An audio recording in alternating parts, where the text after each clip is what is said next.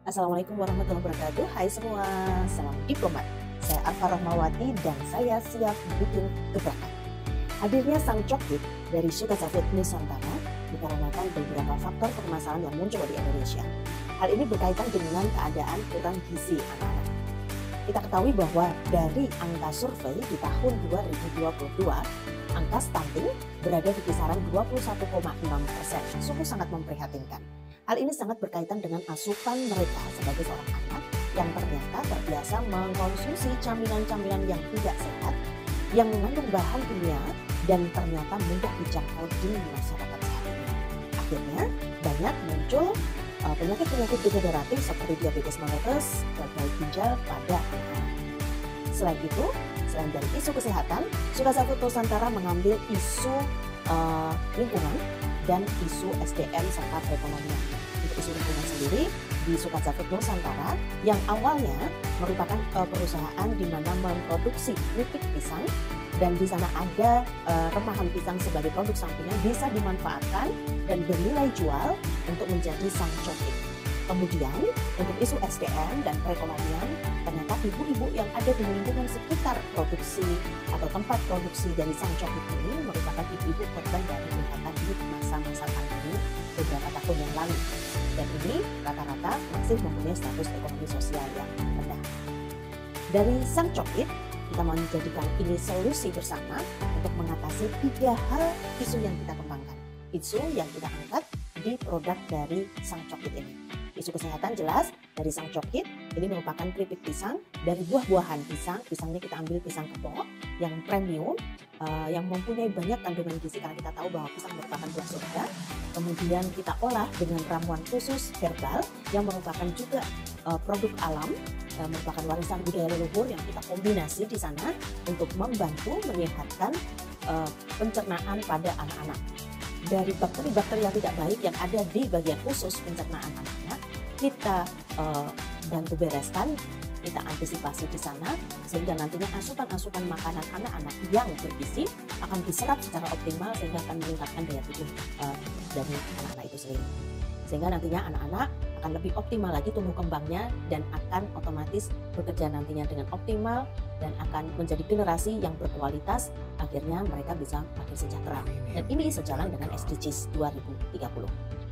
Apalagi untuk isu lingkungan, dari remahan-remahan tadi, remahan-remahan keripik pisang yang biasanya tidak bernilai jual, kadang dibuang, terbuang, dan ini akhirnya bisa dimanfaatkan, bisa mengarah kepada zero waste untuk suatu produksi. Sedangkan untuk penanganan pada isu SDM dan status perekonomian, dari sang coklit ini membuka lapangan kerja bagi ibu-ibu yang tadi disampaikan bahwa mereka kehilangan pekerjaan saat masa pandemi. Sedangkan kebutuhan perekonomian keluarga masih sangat dibutuhkan untuk mencukupi kebutuhan keluarga mereka. Baik, kemudian untuk tim kami, saya Arfa Rahmawati selaku CEO, selaku penemu, dan kami sudah mengadakan fokus group discussion dan menjadi tim dari pembuatan sang coklit ini. Dan yang kedua adalah Ibu Yirma sebagai co-founder. Beliau seorang terapis dan beliau juga berlatar belakang sarjana pertanian sehingga beliau sangat memahami untuk tanaman-tanaman herbal, di mana tanaman-tanaman herbal ini kita combine bisa menjadi sesuatu yang bermanfaat, yang bersinergi dengan produk kami untuk menjaga kesehatan anak. Kemudian untuk Rizka selaku manajemen secara general, kemudian Imam untuk bagian marketing. Untuk bisnis model kita ada 2, yaitu manufacture dan brand retail. Untuk manufacture sendiri kita B2B seperti maklum, kemudian B2G kita bekerjasama dengan instansi pemerintah, baik negeri maupun swasta, juga instansi seperti kesehatan, pendidikan, seperti itu. Untuk brand retail kita ada B2C, ya langsung ke konsumen secara langsung, atau kita reseller, agen, dan untuk B2B juga dan B2G. Untuk revenue streams, kita bermain di media sosial, e-commerce, kemudian WA marketing, consignment, event atau dasar, kemudian kerjasama dengan beberapa instansi baik pemerintah maupun swasta. Untuk market size jumlah penduduk yang ada di Indonesia di kisaran 20-40 sebagai target market kita, yang dimana wanita usia produktif yang mempunyai anak-anak, balita ataupun anak-anak yang biasanya masih fokus di tumbuh kembang, itu berkisar sekitar 50 ribuan. Dan kemudian untuk angka-angka stunting yang diambil dari data-data pemerintah terkait dengan pasien di rumah sakit ataupun di klinik dokter spesialis anak mereka juga ada di kisaran yang cukup signifikan, ribuan.